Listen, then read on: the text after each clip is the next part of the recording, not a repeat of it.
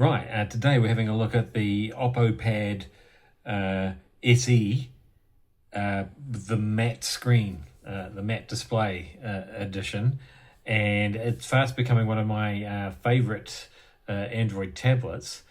We'll get into exactly why shortly, but I thought I'd just mix things up a bit and do things around the opposite way today. So I'm talking to you from inside the OPPO Pad SE this morning from the very beginning of the review. So how am I looking? How am I sounding? I'll let you be the judge on that, and whether you think that this would make a great device for doing those online meetings from home or any blogging or streaming that you would like to do. But enough from inside the device. I can't really show you the device if I'm inside it. So let's go inside out now and have a better look at it. Here we go.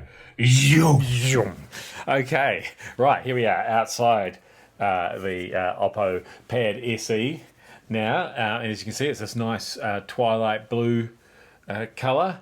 But yeah, the really exciting feature that I want to get straight into with this device is its display. So this is the matte display version of the OPPO Pad SE. And as you can see, it's not really reflecting much light back at all. And this is really the first tablet like this that's had a display like this. I mean, you get that matte non-reflective display on your e-readers and things like that.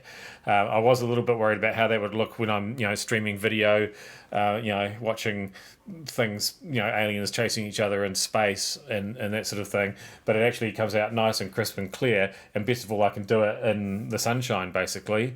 I've been watching my shows without any reflection on there at all. If I just by comparison, if I just take the old OPPO Find X8 Pro here and see look how reflective the screen is on that, and then compare it to this matte LCD display here, and look, that's about the most reflection that you're going to get. And you can see how it's just scattered across the screen. It's really good. It looks amazing. There are other things apart from the display that are great about this device as well. I mean, you've got this cool color.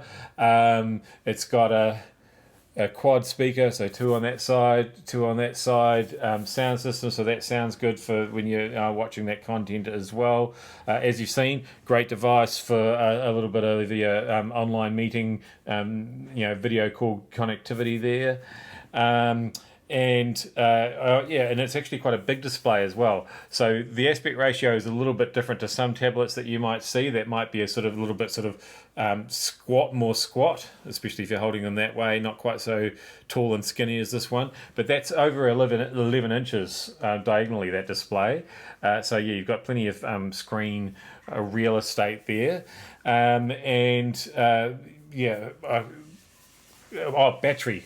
That's the other thing I didn't want to forget to tell you about. It's over 9,000 mAh, which is just a kind of an arbitrary way of measuring battery size. But what that does mean is that this thing really does keep ticking along, all day long, pretty much no matter what you're doing in between charges, and you get SuperVOOC fast charging to pump it up again as well.